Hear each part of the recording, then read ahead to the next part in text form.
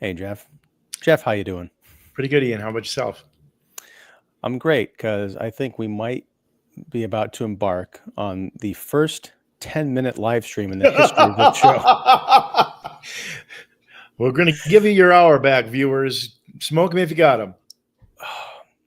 We're talking about The Amateur, a spy-ish, thriller-ish that came out this past weekend. I don't even know where it ranked in the box office. I think the fact that you and I are sitting here talking about it, just the two of us, with no viewers so far, speaks to the overall interest critically and commercially in this film. We should surprise everybody and say, they actually spent the whole hour talking about something like a better film, like The Godfather or something. But you Well, didn't know that because before we, they advertised it as the amateur. well, I was going to say before we started live, we were talking about sneakers, and I was thinking, damn it, I should have watched that movie more recently so we could just flip the script and talk about that. Yeah. We could Um, still. I mean, I bet you're a big enough fan that you probably remember stuff. Well, I I will do, but help jog your memory because I remember it very well. well, we'll talk about that at some point because I love that movie. I haven't watched it in at least 10 years, but it's time for a Mm. revisit. But anyway, Jeff York of the Establishing Shot and Pipeline Artists, welcome back. We're going to be talking about The Amateur, a film that was directed by James Hawes, who I was not familiar with. This is, from what I understand, his second feature film, but he's done a lot of television series. And watching The Amateur, it explains a lot because I felt like I was watching at times not even a condensed version. At times it felt like 3 hours of a 6 hour spy thriller miniseries, and that was the good part.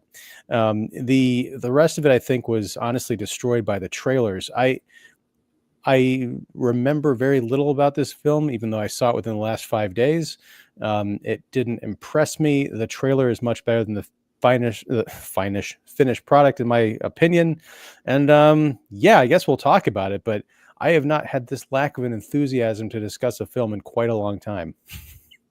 Well, I'm with you. The movie doesn't deserve really probably the full hour of a show, although I think it might be a good service for viewers and listeners both to talk about why this does go wrong. If there's anybody out there who's a filmmaker or just a fan wondering why these movies aren't good and what is it about them other than just like, well, it's boring or I didn't like it, didn't hold my interest.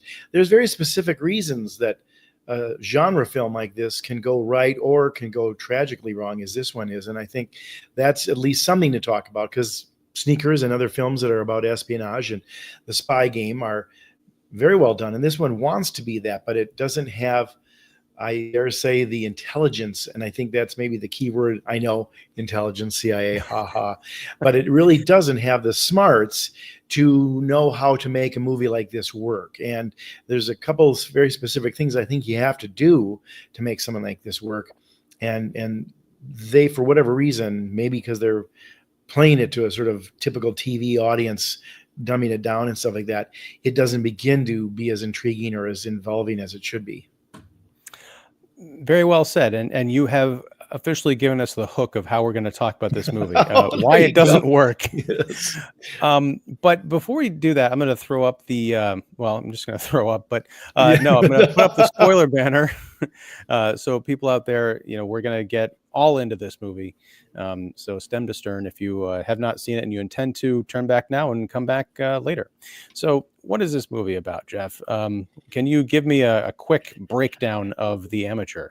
Sure, I can. I think it's concerns the main character of Charlie Heller, who is a CIA analyst. Basically, he's mostly a cryptographer who sort of learns how to decipher codes that help them track terrorists and enemies of the state and various other bad guys that probably threaten the Allies and NATO and America, et cetera, et cetera. When he's looking in on one situation that's going on overseas, he discovers some discrepancies, and it looks like there was a suicide. It's a sort of a drone attack that was disguised as a suicide bombing, probably by people that maybe are involved with the CIA. So he starts to question this. And then simultaneously at the same time, his wife, who is overseas on business, ends up getting taken sort of hostage for a few moments by 4 terrorists whose sort of plot to be stealing some stuff gets thwarted, and she is killed. And it's one of those movies where you wonder through half of it, is she really dead, if this is going to be the big reveal? But she is dead, and yet the movie doesn't even do its diligence about letting us know.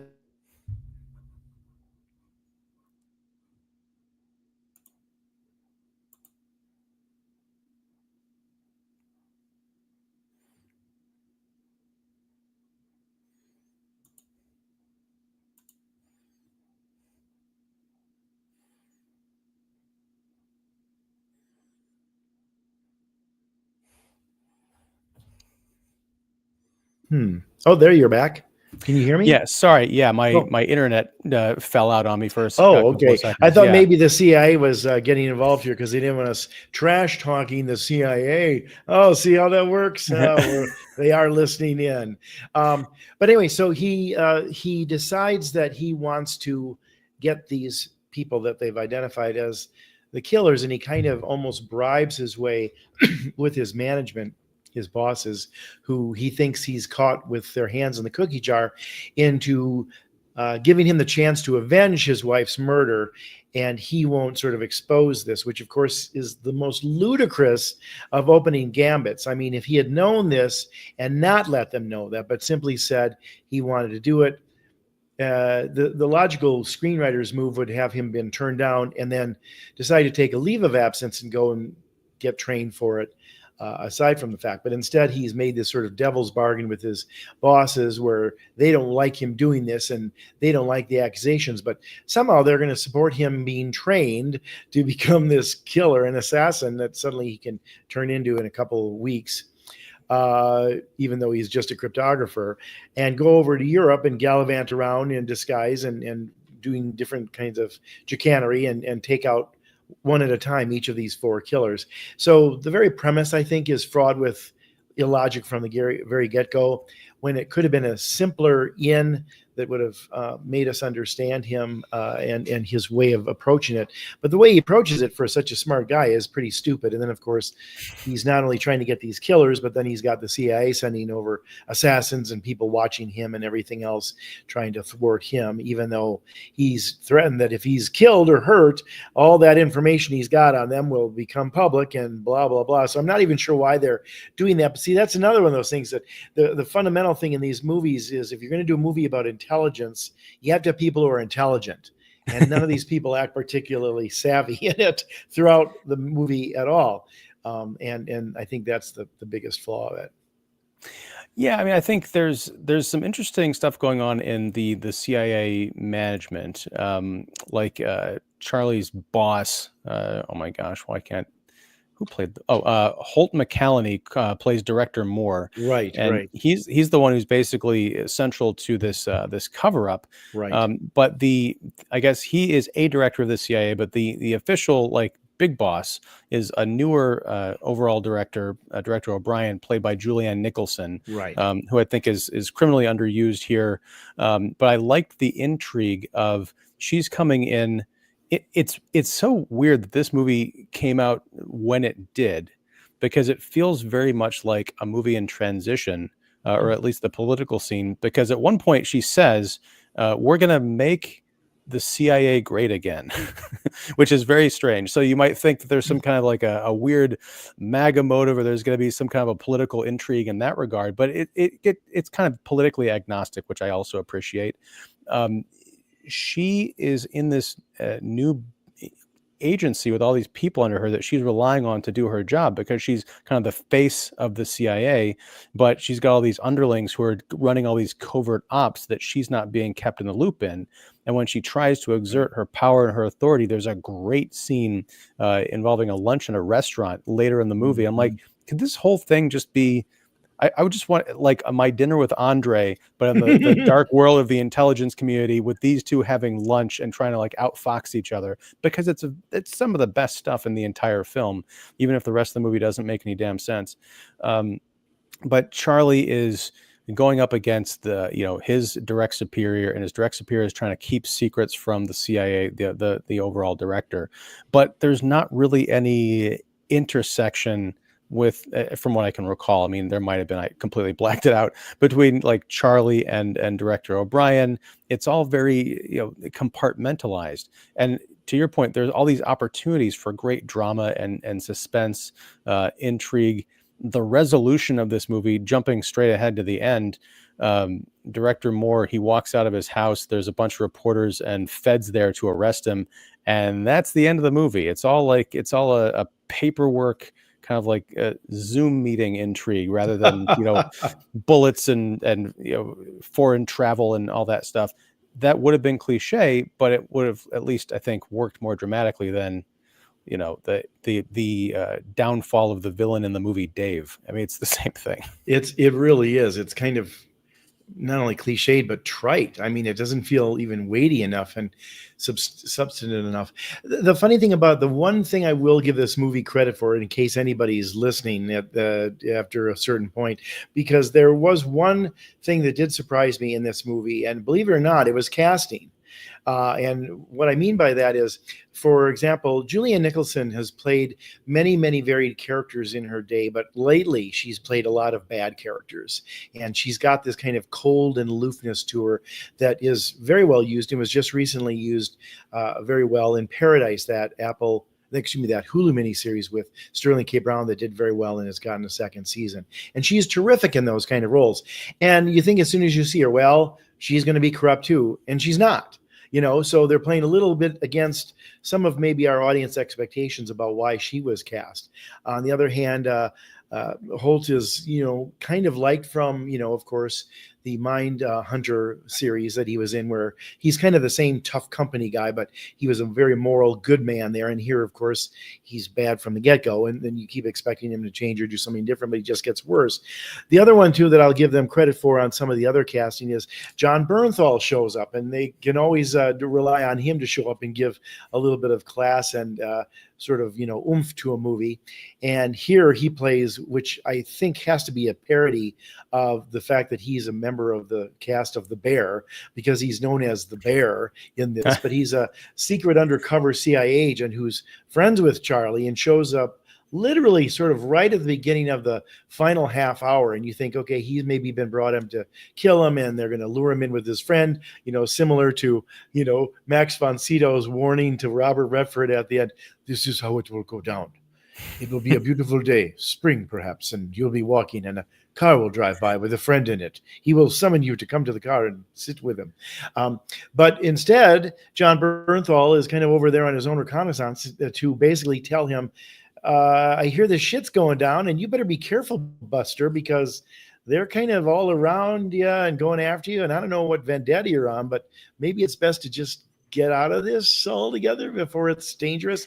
And then he walks away, and he doesn't do any surprise, like, well, he's actually there to shoot him and stuff. And usually John Bernthal plays those bad guys. He did the same thing in The Accountant and some other films like that. So he's actually a bona fide good guy here, and he doesn't have that secret, oh, he's actually the bad guy, like Pedro Pascal ended up being in, The Equalizer 2 or 3, one of those, I guess it was 2. So some of that casting works in its favor, where, oh, that's a little bit of surprise and keeps you guessing. But too much of it is not good at keeping you guessing. And then you kind of wonder, what are these motivations of the people? The biggest complaint I have about the movie, other than nobody's as intelligent as they need to be in these, and I know we'll get to better movies that have really, really sharp people in it, but starting with Charlie, he's supposed to be this really smart guy who is a cryptographer and has all these ways of sort of hacking stuff and creating, virtual signatures and faces and surprising people. And at one point he puts his face on somebody else to make them think that he's in a different country. Good for him. But then he does all this other stuff that is utterly lame. Like he walks around all of Europe without any disguises on. He makes mistakes left and right. He doesn't do things that could be easily done that would sort of cover his tracks better, and manages to sort of screw up a number of the kills that he wants to.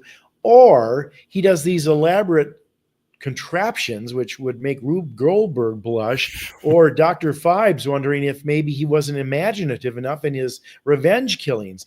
I mean, the amount of just pure sort of, I don't know, physics and geography and bombsmanship to take out that fancy swimming pool. Oh. Really? That's the way you're going to get him. You can't just go up to him and shoot him, or find, I don't know, some way to poison his drink or something. He spends a lot of time at the hotel bar, but no, you're going to hook this thing up, and God knows there could have been somebody else in the pool, or there could have been a malfunction with the fuses. Like it seems ludicrous after a point. Like, this guy is not intelligence to hide, let alone think of easier, faster solutions, when basically it's nothing more than revenge killing. Get in, get out, do your dirty work, and call it a damn day.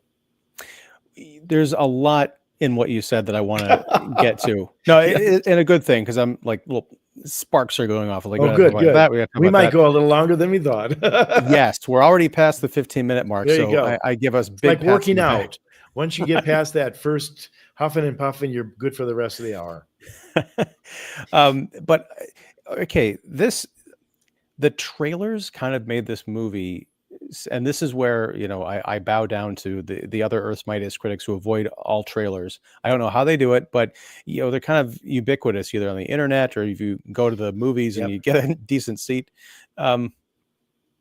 This movie looked like the spy version of Saw, with these elaborate kind of death traps, and the whole thing is like, Charlie doesn't have the guts or even the kind of the character to shoot someone, as we find out from Lawrence Fishburne, his sort of CIA training camp handler, but he can use his smarts and his kind of engineering and code breaking specialties to rig up these elaborate traps for people and get the information he wants, and then he dispatches them.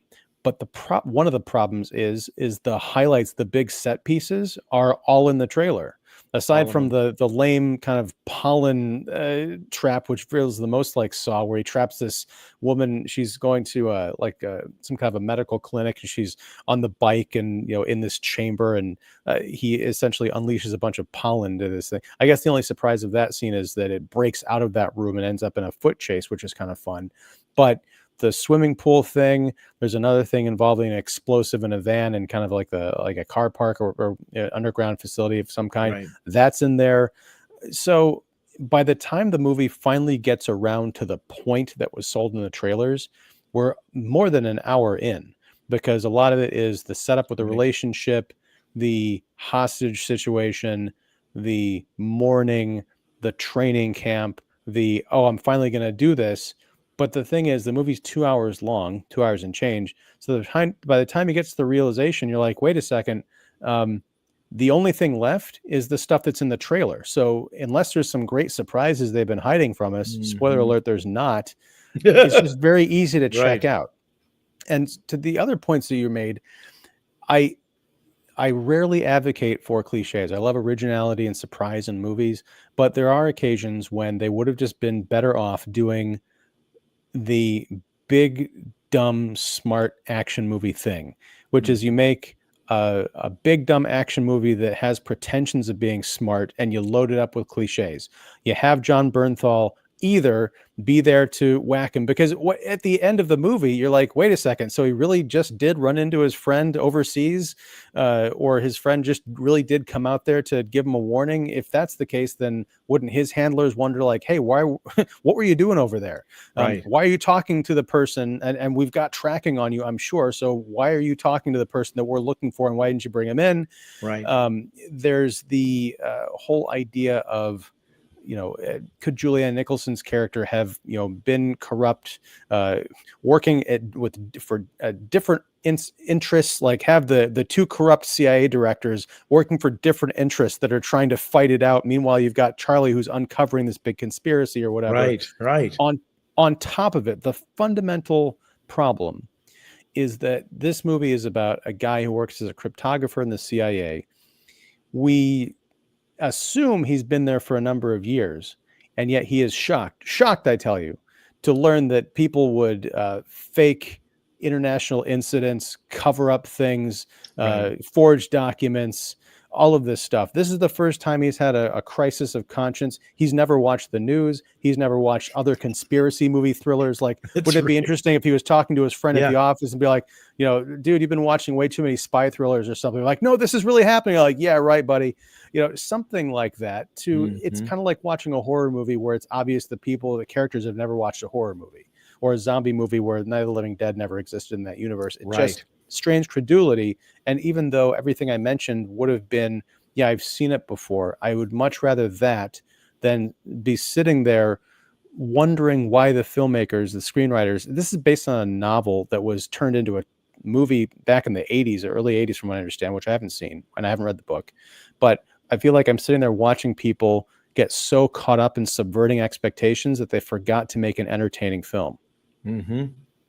Well, it's funny too, because going back to what we were talking about before this, I was thinking as I was watching this, because I had a lot of downtime between those highlights from the trailer that I know there's only 4 killings. Shoot, we got to wait 2 hours for all this. I was thinking of better movies, and I kept coming back to a couple of them that had Robert Redford in them. And it's funny because I thought he's been in 2 really top-notch spy films, and there was one way to go in it that we didn't see, that you don't see what is going on. And then the other one is where you do see what's going on. You worry for the character, almost like Hitchcock thing where he shows the bomb under the table. The one that was like that was, of course, the 3 Days of the Condor, where these people, and again, we're spoiling that movie, but I don't want to tell too much about it. But he's trying to figure out why these people who he was working with were killed. And we don't know that entirely. That's the big sort of overarching plot discovery, the golden fleece, if you will, that he has to sort of discover what the reason was. And yet we are privy to scenes where his bosses are talking about what's going on. And when they send out people to find him, and we know who the bad guy is, I just talked about Max von Sydow earlier. There's one point in the 3 Days of the Condor where he goes to a friend's apartment to warn him, and the friend has already been killed. And then he's going to try to let the wife know to get out of there. And he gets in the elevator, and there sits Max von Sydow. Now, we know who he is, and we don't know what he's going to do. It's in a crowded elevator in this apartment, and both of them are going up to this apartment. And you're just terrified because we know more than he does. The other one, though, that Redford was in that we talked about earlier, that's kind of a similar kind of thing in the world of the spies and who you trust, was Sneakers, where they're these people who have used all of their skills, not unlike what Charlie has, to help figure out some corruption or things that are being done illegitimately from businesses, and sort of spying on them in ways that the CIA would, to discover these things as freelancers. And then, of course, they get involved with something that's a real case, and it involves real agents and real CIA people, and it's terribly dangerous. But we're in the dark like he is and the rest of his crew, because we don't know who these people are or what's going on here exactly or how this is working. Either one of those places, those things could have been done here, and they weren't, because we know too much about what has already been sort of told to Charlie, so he should act smarter and be savvy about it. Or there's things that we've seen that he doesn't know about it all as well, and they don't play. They don't play very well because, we know that Lawrence Fishburne is there, but then somehow, well, he's seen him already, that he knows he's in that bar. And it's not interesting. It's like either he doesn't know or he does. But then the big surprise is that he's rigged the bathroom for his getaway. And I keep thinking, Lawrence Fishburne's supposed to be the expert guy who's going to teach this guy how to do this shit. And he falls for that old trick. You were in the bathroom awfully long. Did you have dysentery? No, I was setting up a bomb. See you in the next chapter. With materials that he had on him. I don't know how he set that up. Backpack. It's like it's Fibber McGee's closet or something, full of everything he needs. Like he should go on Let's Make a Deal. He'd clean up. Show me 2 bomb starters and some piano wire and a hairpin that you'll use to pick a lock. I've got it all. But I mean, there's just they play things wrong on every level. Like either show us that he's intelligent, or show us that we know more than he does and we fear for him. But there's some sort of weird middle ground where they change it from scene to scene, and it kind of makes a mess of it because he seems dumb in some places and smart beyond what he really should be able to be in other places. Jeff, I just unlocked what would have made this movie really cool. And there's a seed of it in the actual film, because Lawrence Fishburne, as we mentioned, plays the guy that is sort of hired by the CIA to instruct Charlie on how to become a killer if this is what he really wants to do, to seek his revenge. And it doesn't work out. And Charlie's like, well, I'm just going to go back, to my life. And it's at this point that Director Moore and his accomplice they discover that Charlie really doesn't have a dead man switch. Like there's not going to be any package going to the press. Right. So they put in a call to Lawrence Fishburne. They said, okay, just take him out. And by the time he goes to take him out, Charlie's already, gone. And then later Fishburne tracks him down in Europe, follows him to this club. There's a whole explosion, everything. Later, there's a pursuit in a hotel or an apartment building or something. And while Lawrence Fishburne is chasing him, there's another person who comes and ambushes him. So it's like he's fighting another killer spy assassin guy.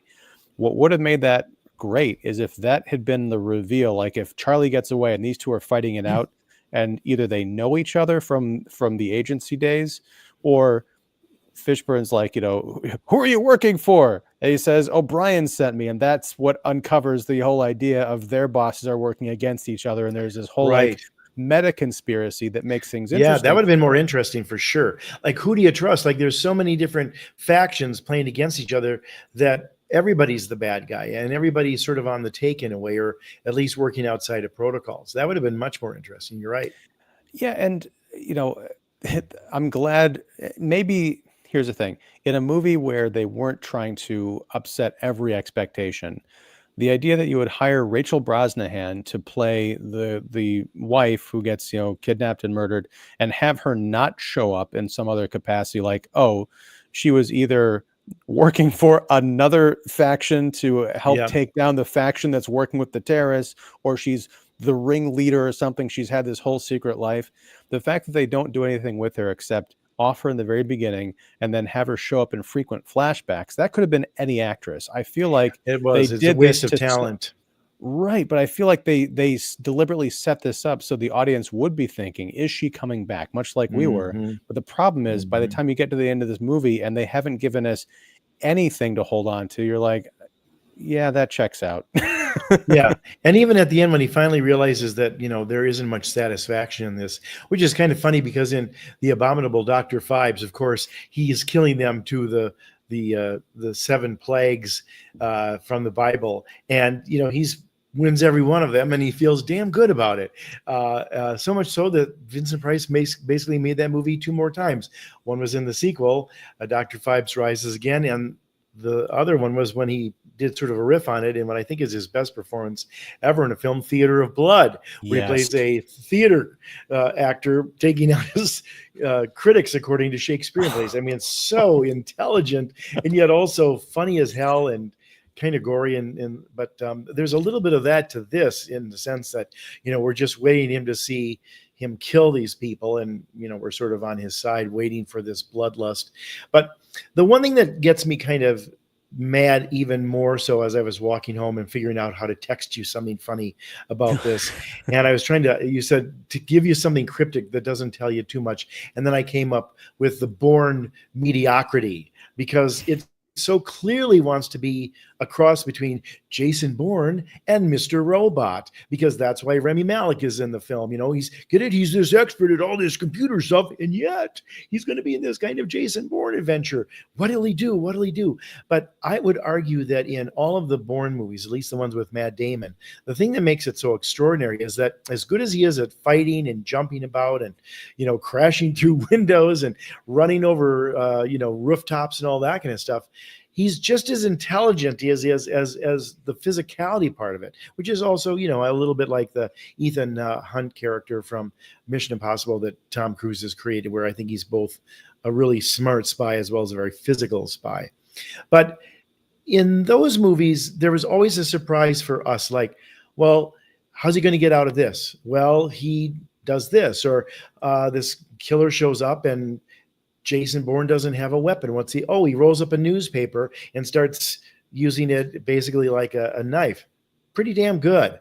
And then it turns into a real even fight fest with, this guy with this fancy blade and him using the daily paper, which is pretty inspired.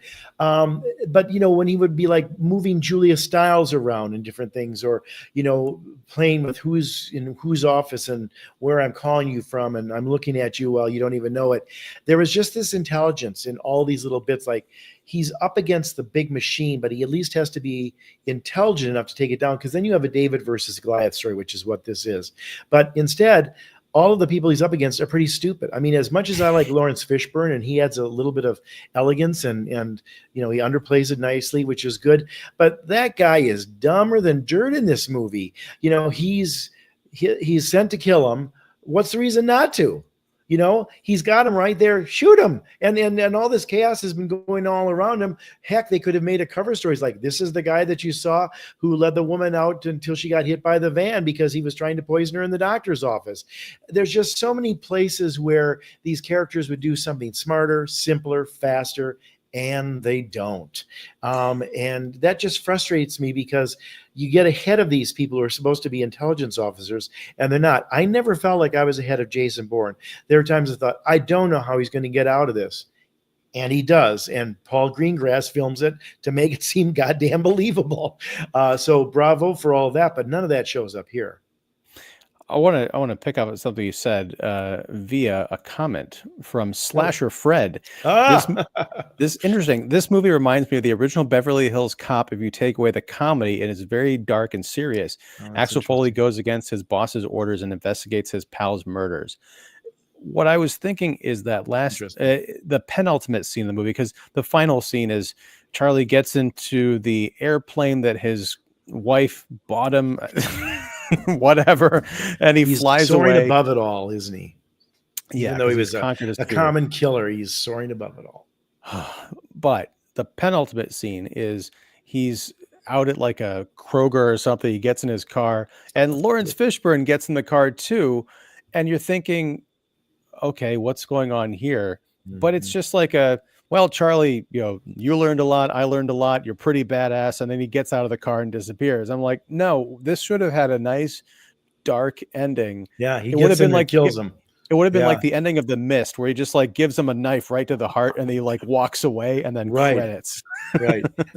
Yeah. You should have thought it was your friend, Charlie. Thank you for sparing my life, but I'm not going to return the favor. Yeah. I wondered if that was, are they going to end this on a dark note, but they don't. Yeah, that's a great line. It's going to spare my life, but I'm not going to return the favor. Yeah, that gave me chills. Thanks. But yeah, this, and also they established John Bernthal's CIA character. Yeah, it's kind of interesting. He comes into headquarters and he runs into Charlie, like as the security cafeteria or cafeteria, right? And he's still in disguise. Like it's like Pep Strebeck from the Drag Dead movie. Tom Hanks walking around, just all through the police agency in his hippie gear. But he's like so. But he's like. Charlie looks up to this guy because he's everything he wants to be, suave, dashingly good looks, world traveling spy. And he's like, Bernthal says, so Charlie, what are you doing for lunch, later? And he's like, nothing. You want to do lunch? He's like, yeah, I got this computer issue I'm trying to troubleshoot. Maybe you could help me out again. In one point, I get it, but also from everything I know about spy movies, these guys have to be pretty darn smart, because they're going to be trapped in remote areas of the world where they need to be able to be their own tech person, or at least have access to one. Like, what's this guy doing, outsourcing his IT in the lunchroom? I have no idea. Oh, I didn't realize that I had to close that window because I had, I get too many windows open. Sorry. That's why my download was slow. I've got this other download here. I shouldn't have been on OnlyFans, but it's lonely on the road. That's what he could have. I mean, there's a joke. See, they could have done a parody of it. We'll get Liam Neeson to do it in the next Naked Gun movie. But only spies. There you go. Yeah, that's you go. Only spies. There you go.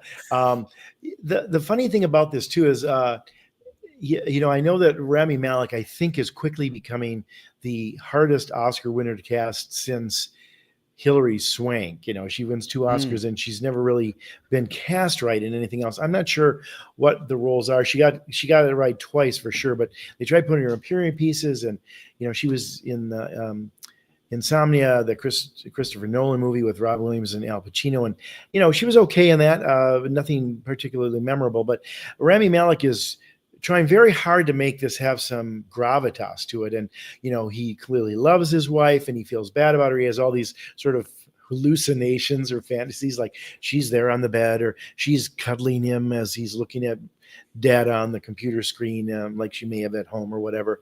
And his lip quivers, and he gets sort of crackly in his voice when he texts. But I kept thinking, that guy wouldn't be in the CIA. The CIA people have to be a little bit more implacable. And I thought what would have been interesting for him is to approach it as an actor who isn't, even though he's mourning his wife, he does it in a smaller sort of way that's not as easily read by everybody around him. I mean, how many times in the early part does he lose his temper on his bosses? And they say, well, he's crazy. He's doing this, he's doing that. And he plays everything right there on his sleeve. And I thought, at least be a smart enough guy if you're thinking about wanting to have a vendetta, or, check out to see if these guys are part of it or how deep the conspiracy goes.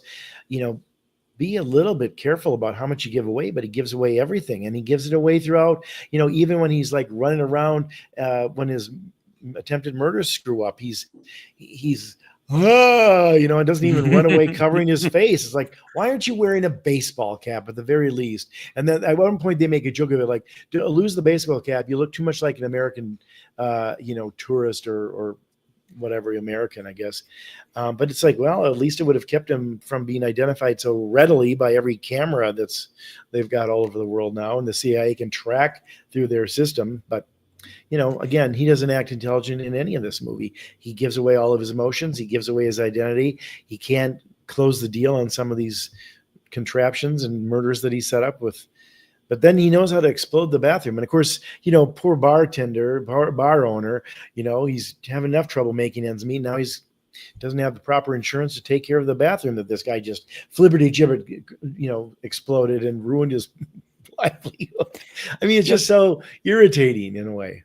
Well, that's an interesting take, and I kind of want to see a short film about like just sweeping up after that. But yes, that could be the post-credit sequence. Like, oh, that motherfucker who was in here, he ruined my whole livelihood. I was almost about to break even. It's interesting because I think the stuff that works the most in this movie is the interpersonal relationships that Charlie has, even if plot wise they don't pan out.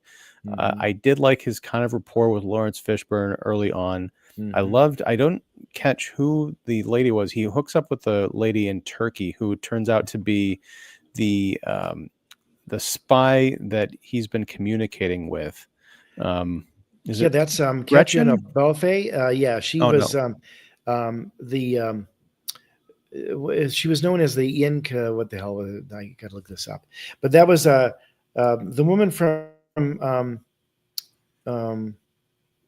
the Kenneth Branagh movie, Belfast. Okay, Belfast? I didn't see Belfast. She was and what was her character's name? And she was in Ford versus Ferrari too. Well, but anyway, she's Inquiline, or I guess her real name was Davies. Well, so she's essentially Charlie's been having this communication with some kind of a foreign contact. This is before any of the real plot of the movie kicks in. He just has these kind of cryptic messages with someone who sends him information every once in a while, and they have a little cat and mouse thing, and they're like, "Have you found me yet? Have you figured it out?" And he's like, I'm gonna get you someday. Turns out, this is interesting. He discovers the identity of this person. Turns out it was someone who was a spy, but who died, and his wife kind of assumed the role of this, kind of carried on his mantle almost. Right, in trading international information. And they eventually meet up, and she kind of helps him along. And at one point they're in Turkey, and it's funny because she has this kind of a beachfront house with a pen of turkeys out in front because that's her alarm system, and it works out really well. And at one point, it's at night, they're both exhausted, and she comes into his bed and she's like, I don't want anything, I just, would like to be held or something. You can tell she's very lonely, and this life Mhm. is there's a whole movie going on there that we're not privy to, but even just getting Right. a glimpse in that was very nice and touching. But of Mm. course it's all undone within 3 minutes, because you've got the I can't remember if it's the Russians or somebody comes in like a SWAT team to Mhm. take them out at the behest of the CIA or whatever. And it's like, okay, Right. now it's another boring chase scene, and It's very she's noisy dead. and loud, and like the usually those people would try hard not to draw attention to themselves, but not here. Yeah. But like, and then there was the lunch scene that I mentioned, with the two CIA people. It was very interesting. Like, I could tell that this guy Hawes, the director, even though I didn't know this until just before he got on, that he mostly has had a career in television and TV series. I can tell that because it's very kind of episodic. It's a very drawn out story. Like, oh, I've got all the time in the world to get to the Mhm. point, when you Mhm. don't really in the case of a movie. But yeah, Right. some of these 5 minute, 10-minute scenes are very interesting, which is what you get when you watch television. It's like it's an hour, and if you get 10 outstanding minutes, then that's a victory. But overall, it doesn't hold together. I agree. In fact, it's your very point. The core stuff that would make this film work, and I think given it a reasonable chance at the box office, would be a smart story and a lot of twists and turns within that story that were not foreseeable. Because somebody said, "Hey, we've got all these great spy movies and different things before, and we have to be smart, and he's got to stay 3 steps ahead of everybody. This is a chess game." And instead it plays like it's checkers. The only thing that's interesting in it is the casting and some of those small supporting roles that, like Michael Stuhlberg shows up as the Horst Schiller, the main guy who killed Charlie's wife, and he's doing a foreign accent and he's on a boat, and he's a terrific actor. And again, he does a lot of these great cameos and can play anything. And he's very good here, and he's very subtle, and he's almost sympathetic, which is a nice way to play it, where as opposed to "your wife meant nothing, I've killed 100 like her, she begged for her life, the whore." You don't see that kind of crap here, which is nice. Instead he's like, I didn't want to do it, but I had to, and here's why. And this, my hand was forced, and this is the only way, blah blah blah blah blah. And he feels regrets about it and stuff.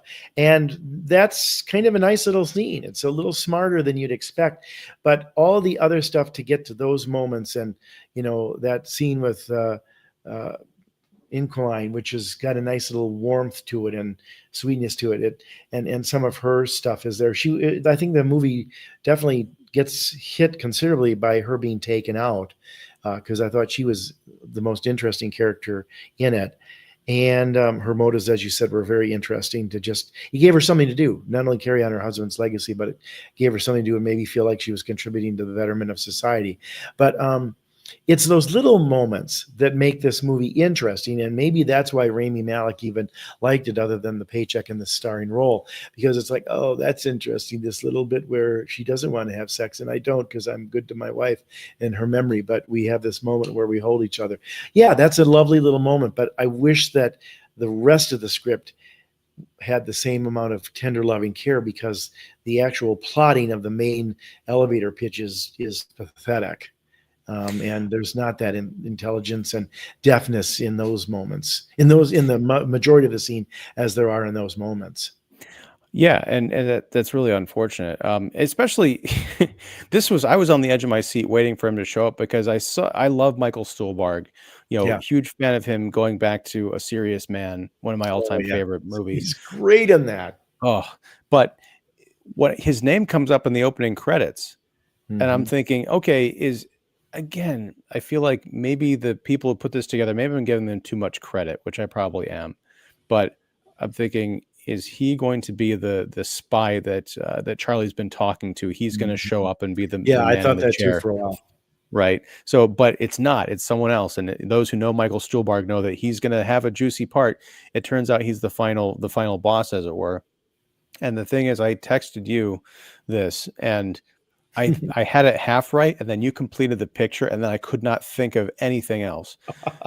He looks and sounds like in this movie Robin Williams' character Hmm. from Good Will Hunting, with the Hmm. beard and even the voice. But Yeah, you said yes with a dash of Olivier. I'm like, yes, he sounds like Robin Williams from that movie doing Laurence Olivier. he does.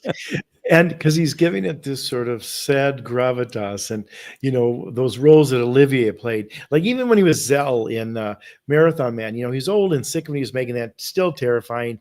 You can see him moving around as an old man who's ailing in a couple scenes in the Diamond District, but by and large, he's terrifying. But he's also a world weary villain, like he doesn't like the fact that he's had to schlep all the New York, make sure that his investment is safe, and he doesn't want to really torture, though he's good at it. And he's sort of doing the whole thing very underplayed, which is great. And Spielberg does the same thing. And Spielberg always underplays it to maximum effect. Apparently, like when he auditioned to play the role he played in Boardwalk Empire, he played it very quiet, like a real man of clout in the mob world would not have to speak loud or lose his temper. He would just be able to sit there and go like, no, this isn't what we're going to do. We're going to do this. He maybe it's the confidence of a man who knows that they're going to kill 20 guys before they get to me. I But yeah, but he's good in this, and it's a nice little couple of minutes, but not enough to recommend the movie, unfortunately. And I also think it would have been better, just to your point about the filmmakers, like, don't tell me who's in it, because most people don't know who Michael Stuhlbarg is, but as soon as you see him, you're wondering what key role is he going to play. I think it would have been better to, oh, John Bernthal shows up. Wow, Julian Nicholson is this. They've got some really A-list supporting players in here, and they're all playing roles. Who else is going to surprise me when they show up? That would have been sort of fun for us as well as for the character, because he doesn't know who Horst is, and then it turns out to be somebody that doesn't seem like a classical kind of terrorist at all. But they made that mistake too in telling us who's in the film. there's almost like a Die Hard quality to it, where Hans Gruber and his men aren't, they kind of pose as international terrorists as Right. a They're diversion just from the fact that they're bank just petty robbers. bank robbers. and You're and just that's nothing more than a common thief. Correct, Madam, Giacano, whatever. I'm a very exceptional thief. I love that line. It's like he's pretty exceptional. R.I.P. Alan Rickman. But that's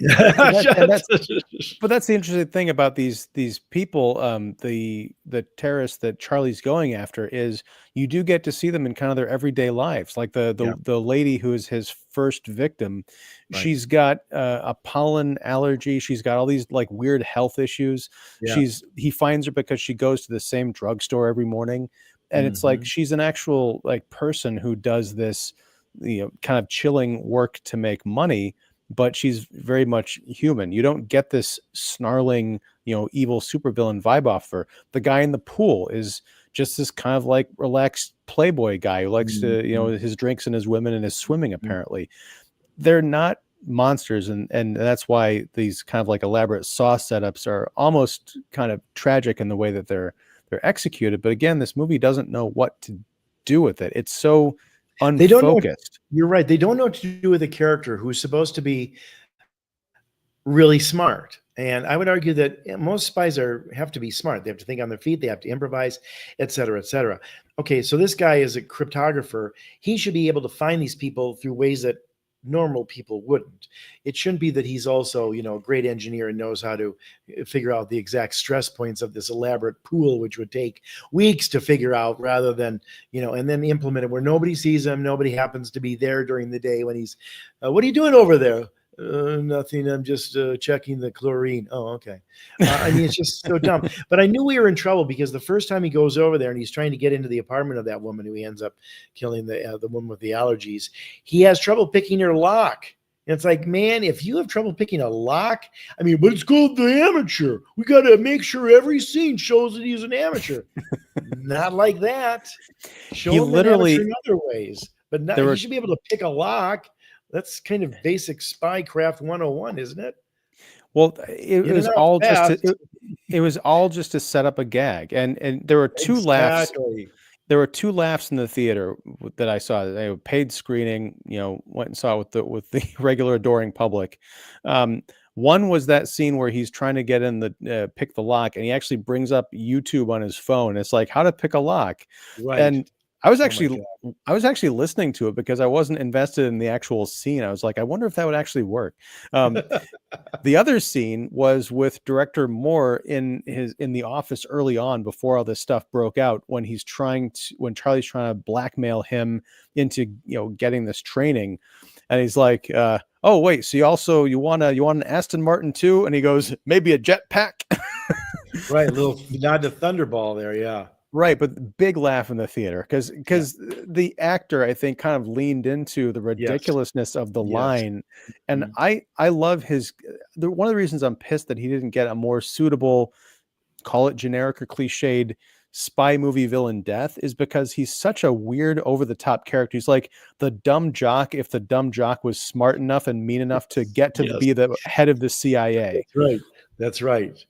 Yeah, exactly. And that actor is smarter than he's playing here. He's a smart actor who's played many roles.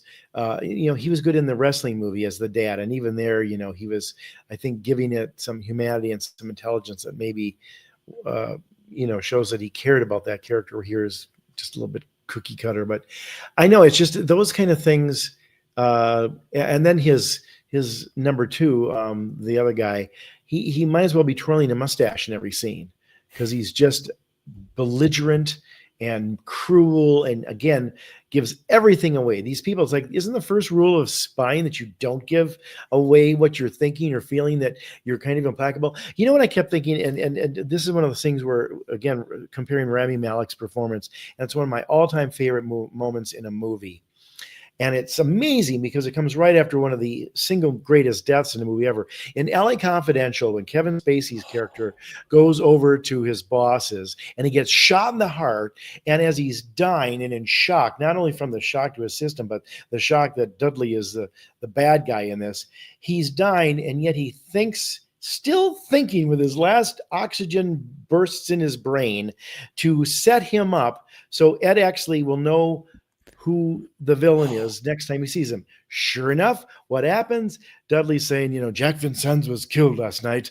I want all of this, is one of our own, blah, blah, blah, blah, blah. Oh, Ed, stop over here for a second. And he says, does the name Rollo Tomasi mean anything to you? And God love Curtis Hanson. He doesn't cheat it at all. It's like, I'm going to show you how good Guy Pearce is this by shooting him super tight. And there is the barest flicker in his eyes, like just that split second, like fuck, but it never goes like I just did. He's just more like, and then he quickly recovers and acts.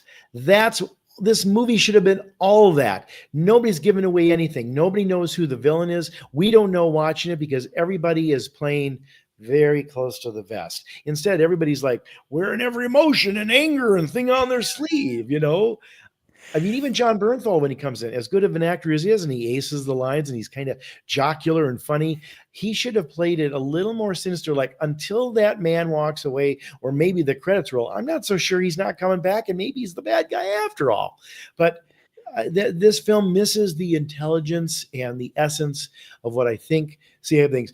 I couldn't believe it. I laughed out loud during that YouTube thing because I couldn't believe that that's what they were doing. And then it's so loud. It's like, are you that dumb that you don't even have an earpiece for your cell phone? Like, next, we're going to apply this wire at the same time. Now, wait a minute.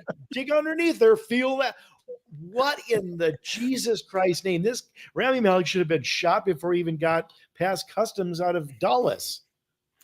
We're talking about the character, by the way, not actual. Yes, Rami. I'm sorry, No. the Charlie Heller character. Oh, but no, a few things. Again, Jeff, you're giving way too much for me to go back and rewind the tape, but this is great. I'm sorry if I'm swearing and making no, it's fine. It's what I'm wanting to zoom in on is actually the term zoom in. That look from LA Confidential with Guy Pearce. What Pearce and Curtis Hanson did in that moment it was that scene in Jaws with Roy Scheider and the famous like zoom with the background, like it's one of the most famous shots from that movie without actually doing anything with the camera. They gave you that weird kind of distorted vertigo effect just with the performance and holding on that. But also that almost immediately follows another great moment involving a close-up, because when Kevin Spacey's character is dying and he says Rollo Tomasi and he's kind of fading away, you almost see like this little curl on a lip, like grin on his lip, like I gotcha. You may have won, but I gotcha. Oh, I want to go back and watch that movie again. Well, let's talk about that one sometime. I'll gladly sign up for that. That's one of my favorite movies. Again, talk about intelligent. I mean, that movie is so smart, and the labyrinth plot there is something that this movie couldn't even pretend to try to carry water for. And that's the frustrating thing, is because it was big when it came out. I mean, it was everywhere. It got all these, Oscar nominations. I think Kim Basinger actually won supporting actress for that movie, or was it that? No, or she won. She was nominated for 8 Mile a few years later, I think. I don't know if I think that might be right. But which is kind of weird. Anyway, Curtis Hanson and Brian Helgeland won for the screenplay adaptation of Elroy's novel, of course, too.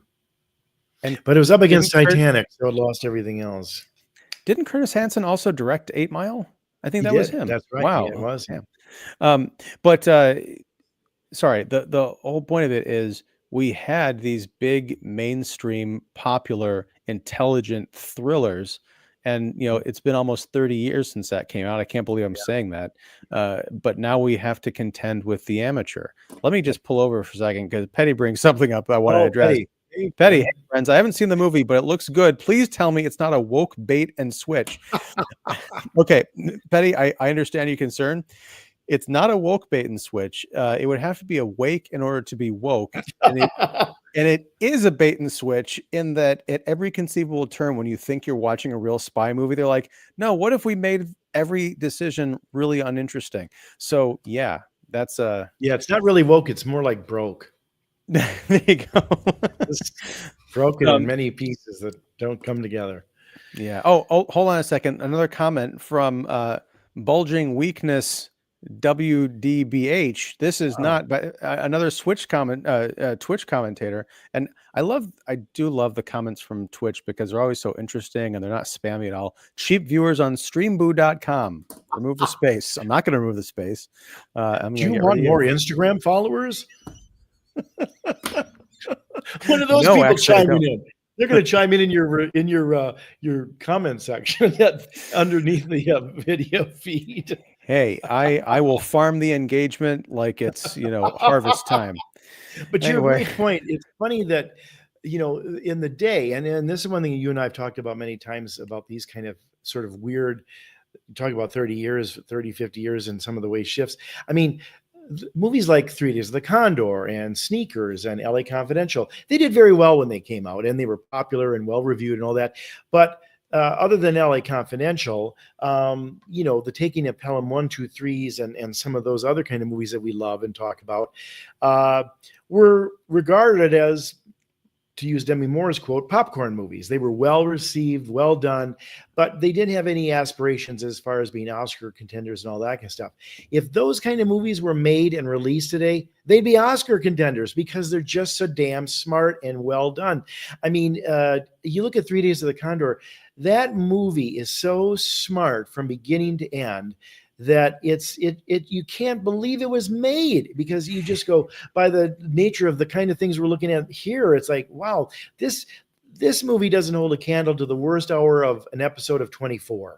One of those, like, we're in the 17th hour. Okay, it's kind of a filler, guys. We're going to Jack's going to be in the bathroom for about 20 minutes and caught in some crosstown traffic. So I guess we have to concentrate on Chloe's getting pissy with her boss for 10 minutes.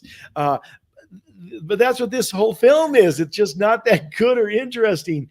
And you look at those kind of movies in the past, where they just acted smart and they were adaptable. And, Walter Matthau's a transit cop. He's never had to deal with anything worse than probably a vagrant or some crazy person bothering people down on the subway platform. And suddenly terrorists take over the car, and he's a cop at the end of the day, and he's a smart cop. And he says, well, okay, I've been training my whole life for this, and now I'm going to use that intelligence in real time. Here, Rami Malek shows up to pick a lock, and he's got the YouTube channel. You'd think he would have studied it at home, like when you're waiting at home and there's nothing to do until you're waiting to go out at night when it's dark. I don't know, maybe watch the YouTube channel then. And if you're so smart, I think you could pick up that 3-minute video probably on the first pass on how to get into a door. But he's got it on loud while he's doing it. I mean, it reminds me of the scene in Sherlock Holmes where Holmes unravels the mega, picks that he's got on his person, and he's doing it very intricately with the right one that he's picked just so. And then Jude Law comes in and just kicks the door, but it's like, we don't have time for you to show how fancy you are with your 25 different picks. Let's get in there.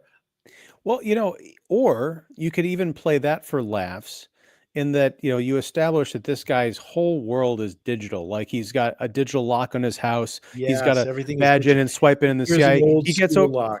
Right. He gets to Europe. He finds her place. He goes there in the dead of night, and he's going to try and get into her house, her apartment. And it's an old school lock. And so you cut to, he's back in his hotel room watching YouTube videos, and then he's got to go back like the next night or something and try and make it happen. You turn it in kind of like a funny thing, but also something that makes sense for this character because it's out of his depth. Have him even with the John Bernthal character, you could have turned this into some kind of like a weird, almost like buddy cop thing. Like, Malek's got all the technological know-how, but Bernthal is a spy in a world almost like the Wild Bunch, where like this encroaching technology, he doesn't quite know how to deal with it, but he teams up with this guy to take down the corrupt organization because they try to have him killed. There's like a million different stories that you could have told in this film. And the fact that we got something that is generic to the point of, I can't believe that we remembered enough to talk about it, frankly. It was only 5 days. Maybe that's right. Why. Give us another 3 weeks and we'd forget every minute of it. But it's a 2+ hour boring movie in a TikTok world where you're lucky if you get a 3-minute attention span before you're swiping up like, nope, not funny, not engaging, not intelligent. This doesn't cut it. And I think Mark shared something in our Facebook group about like, people are making original non-IP movies now, but no one's showing up for them. I think this is why it is IP, and that it was based on a novel, but no one remembers it. No one remembers the original movie. So it might as well be an original work. But this, again, I'd watch another Marvel movie with glee before I'd subject myself to this thing again. And again, I think people maybe are grading stuff on the curve, or maybe even approving IPs on the curve. Yes, this is not a remake or a reboot or whatever, but it's based on 100 other movies that were better and not done as well. I mean, it's funny, Ian, I know you and I oftentimes, as well as the rest of the world's Earth's Mightiest critics, rewrite these things. But like, what if he had planned on, he knew just how to open up that door, and for whatever reason it breaks, and shoot. So he's got this thing, well, what do I do now? And then the woman's like, he hears her and it's one flight down. So now he's got like, okay, I've got this broke lock thing here. What am I going to do? Where do I go? And then, camera cuts to her coming up, in 3 seconds she's at the door. What happened to Charlie? Well, Charlie somehow took his shoes off, managed to go up a flight of stairs very quietly, and she's so engaged with the guy that she's wanting to have sex with that she doesn't even notice the door is, that got this broken thing in it, and she just puts her key in and gets in and doesn't miss it. But then she stops and thinks like, hey, was there something off there? And she's about to go out, and we cut outside, and there sit the chair, the shoes, because they're sitting there, and she noticed that. But then she's wondering, but then as the door opens and she looks for the shoes, they're gone, because Charlie realized, I left the shoes there too. I mean, just the 10, 20 seconds there that I created would have been more suspenseful, showed him to be an amateur, not really having a backup plan, but also improvising enough and be a smart enough person to know that the spy game is often improv. There's nothing like that in this movie. And I just ad lib that. So what are the screenwriters and the filmmakers doing when they're doing it? I'm not saying I'm superior to them, but I've also seen 100 spy movies, and I know what you can do, and I what you could do to make it more suspenseful. And these guys have forgotten all that. They're looking at that 17th hour episode of 24, thinking, well, that's the gold standard, 24. Even that hour. No, in 24 hours, that was the lowest hour. Still good, but not great. Yeah, I loved 24 when it was on. But it's one of those things where you step back from it and you look at, the events of the season, and you realize Jack Bauer's daughter in the course of 24 hours was kidnapped 4 times. And they never ever had him like really stop to go to the bathroom, or, oh, I don't have cell phone service because I'm in the valley. Yeah. Oh, I don't have any bars. I guess I have to improvise. But there could have been some parodies of the spy genre that they could have done here that would have been fun, like they did with the Melissa McCarthy movie called Spy, where she's having to ad lib alongside Rose Byrne and Jason Statham, who both are like giving her all kinds of trouble. One's the villain, one's supposedly your colleague, but this one just not smart enough. That's the end of it. When you do a movie about the Central Intelligence Agency, you better be intelligent. Right. And I think kind of building off something I had said earlier about this being a 2-hour movie in a TikTok world, it's like, okay, you got to hook an audience who you got to distract them from being distracted on their phone in the theater.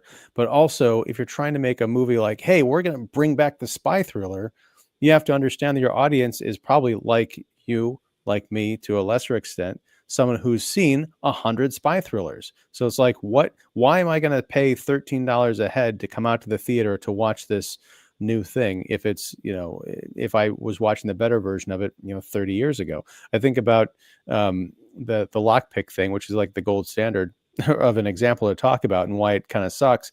The opening scene of Casino Royale, Daniel Craig's first outing as James Bond, not the opening scene, but it's the post-credit scene where he's chasing the bomb maker, and he's in this construction site, and they're both going up and up and up and up, and the suspense is like, where are they going and how are they going to get down? And how does James Bond get through this wall? Like, oh, he just breaks through it like the Incredible Hulk. It's completely unexpected and funny and suspenseful. And that was a way of kind of reintroducing a character to a generation that hadn't, known James Bond except for being anything except a cheesy, British spy as far as the popular imagination, because he had Brosnan and Dalton and all that stuff. So it's inventive, and it really knows what it has to do to win an audience over. And this movie doesn't. It is literally amateur hour. Speaking of which, Jeff, I want to extend another congratulations. We made it 1 hour and 6 minutes talking about a film that we weren't convinced we'd spend a quarter hour on. But to the intelligence, dare I say, of your show, it's always a very interesting discussion of both the specific movie and the world of movies, and often the business around it, that I think makes it such a valuable show. Well, thank you, and I wouldn't be able to do that without you and the rest of Earth's Mightiest critics. But I love everybody, but I also love these one-on-one kind of discussions where you can kind of dig into things. So thank you, and thank you out there watching live or on the repeat. Oh, hold on a second, hold on. Right, I got another comment here. Petty says, "Happy Easter! May the Easter Bunny leave you lots of eggs and, if possible, a Fabergé egg." I think eggs are about the same price as those Fabergé eggs these days in America. Pretty much. Speaking of Easter, Petty, you want to tune in on Friday, because I've got an episode coming out with Pat McDonald talking about the greatest story ever told. Oh, wow. 60 this I'm going to year. be so jealous of that. Maybe we could talk about Ben-Hur, the movie that they didn't show Jesus in, although he's very strong in the plot. We'll have to do that, because I've never seen Ben-Hur. Yeah, that's another. You know what? You just came up with the next subsegment of your now, how many different versions of it? You've got the Italian horror and the yesteryear stuff with Pat and all that. But you should do a segment of like, I've never seen it, let's talk about it. That would be a fun segment. Honestly, that's half the segments that we do on this show, like the Italian horror and those classics. Like we're not talking about movies I've seen a lot of those Well, times maybe that we'll people call have it never "I seen. should have seen this, and now I finally have." Yes.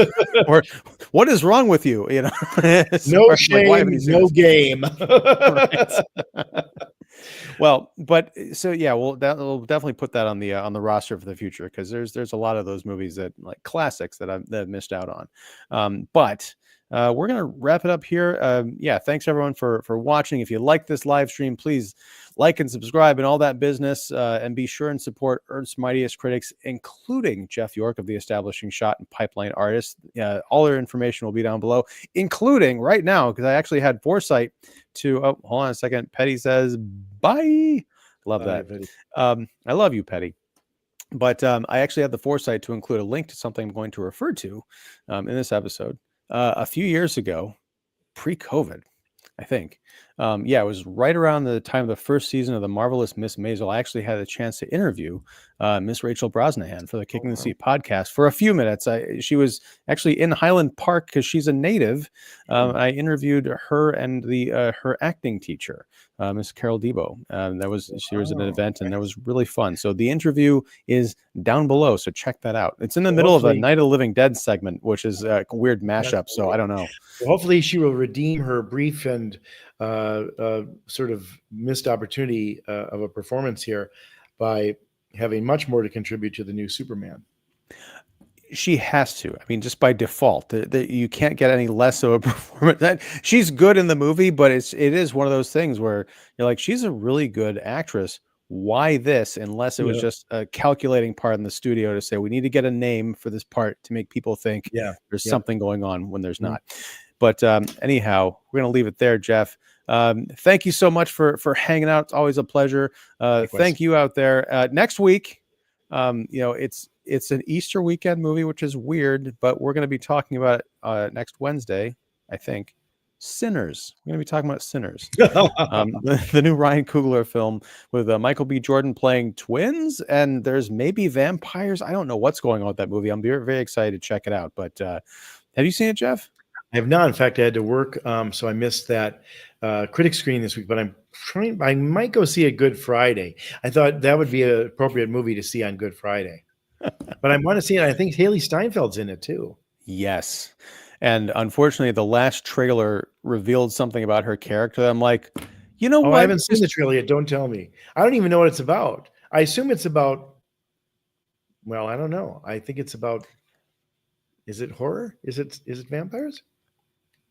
I may have given something away. Here's the thing.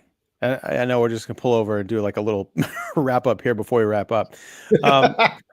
The original trailer for Sinners basically made it look like a period crime piece with Michael B. Jordan playing twins. And you're like, oh, are they just like in rival kind of gangs or what's going on here? But then the most recent trailer, and I think this might have been on the part of the studio being like, that first trailer is not getting butts in seats. No one knows what this movie's about. So we're just going to tell you. And we're going to tell you some of the surprises that are in store for this movie. Oh, no. So including the genre, which I had no clue. And when I found out the genre, I'm like, I want to see this now. But then when they revealed something about a couple of the actors who appear in the movie, I'm like, why? I know. Why not leave that for the impact in the film? That's too bad. I know that I try not to watch trailers to your very earlier discussion. And I did not see the trailer. I don't believe I did. At least I don't think I did for The Amateur. And I'm trying to avoid trailers now, though. What was the one trailer I did watch? Oh, the new Wes Anderson movie. I watched that trailer, but it doesn't really give anything away. I'm not even sure what the movie's about after watching that trailer. Yeah, trailers give away too much, and especially in a movie that needs surprises, and it be it horror or thrillers. It's funny. At The Amateur, I saw the trailer for the new Wes Anderson movie, followed immediately by the trailer for the new Paul Thomas Anderson movie. Oh, interesting. He's going to be out too.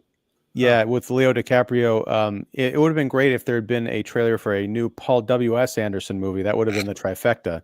Yes. Yeah, Yes. but anyhow, all right, we're really going to get out of here. Jeff, thanks again so much. And everybody out there, till next time, whenever that is, whatever that is, thank you very much. Take care. And yeah, watch Sneakers, please. Just skip The Amateur and watch Sneakers. That's my PSA for you. I love it.